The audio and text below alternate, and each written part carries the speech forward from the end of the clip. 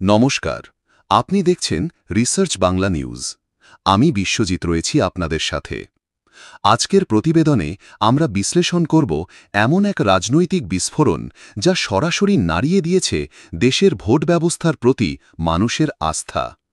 রাহুল গান্ধী যে অভিযোগ করেছেন সেটি শুধু বিরোধী দলের বক্তব্য নয়, বরং দেশের প্রথম সারির সাংবাদিকরাই প্রমাণের ভিত্তিতে বলে দিচ্ছেন অভিযোগ ১০০% সত্য।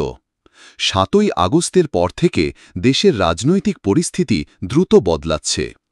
গতকাল রাহুল গান্ধী একটি ঐতিহাসিক প্রেস কনফারেন্সে জানালেন, একটি মাত্র বিধানসভা কেন্দ্রে ১ লক্ষ বেআইনি ভোটার অন্তর্ভুক্ত করা হয়েছে। অভিযোগের পর মুহূর্তেই ভারতীয় রাজনৈতিক অঙ্গন গরম হয়ে ওঠে। কিন্তু এখানেই বড় চমক। রাহুলের দেওয়া ঠিকানায় ইন্ডিয়া টুডের সাংবাদিক পৌঁছে বাস্তব চিত্র তুলে ধরলেন। দেখা গেল ১০-১৫ ফুটের একটি ছোট ঘরে নাকি ভোটার তালিকায় ৮০ জন নিবন্ধিত।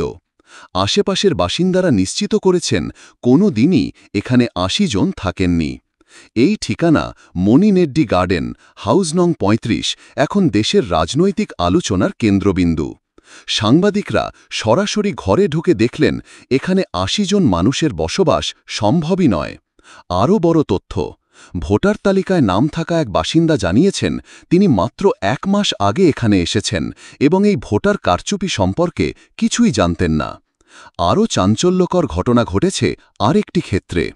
আদিত্য শ্রীবাস্তব নামে এক ব্যক্তির ভোটার আইডি নাকি ৩টি রাজ্যে একসাথে বিদ্যমান: উত্তরপ্রদেশ, মহারাষ্ট্র এবং আরও একটি রাজ্যে।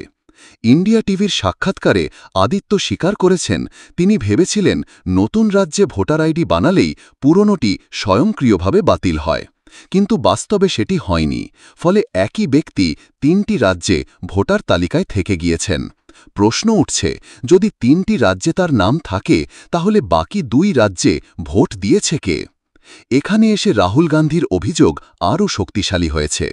তিনি স্পষ্ট জানিয়েছেন এই তদন্ত কোনো গোপন সূত্র বা ফাঁস হওয়া নথির ভিত্তিতে নয়, বরং সরাসরি নির্বাচন কমিশনের দেওয়া হার্ড কপি ভোটার লিস্ট থেকে।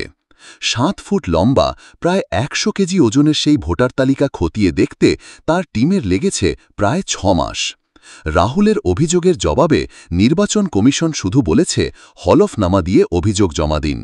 কিন্তু কপিল সিবালের যুক্তি, সংবিধান অনুযায়ী একজন সাংসদ সত্য প্রমাণের শপথ নিয়ে বক্তব্য রাখলে আলাদা হলফনামা চাওয়ার কোনো আইনগত ভিত্তি নেই। প্রশ্ন উঠছে, যদি কমিশন নিশ্চিত হয় অভিযোগ মিথ্যা, তাহলে কেন তারা সরাসরি প্রেস কনফারেন্স করে সত্যিটা স্পষ্ট করছে না? রাজনৈতিক বিশ্লেষকরা বলছেন এটি নিছক অভিযোগ নয়, বরং প্রমাণ ভিত্তিক চ্যালেঞ্জ, যা দেশের ভোট ব্যবস্থার সতত নিয়ে বড় প্রশ্ন তুলেছে। এর প্রভাব সরাসরি পড়তে পারে আসন্ন বিহার নির্বাচনে। যদি কারচুপি বন্ধ হয় তাহলে বিজেপির জন্য ফলাফল ভিন্ন হতে পারে এবং সেই ধাক্কা কেন্দ্রীয় সরকারকেও নাড়িয়ে দিতে পারে।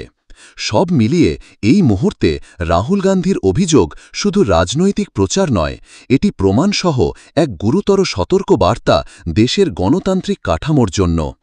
নির্বাচন কমিশনের নীরবতা আরও সন্দেহ বাড়াচ্ছে।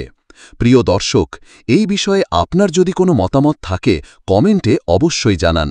দেখতে থাকুন রিসার্চ বাংলা নিউজ। আমরা নিয়ে আসব নিরপেক্ষ ও প্রমাণভিত্তিক প্রতিবেদন।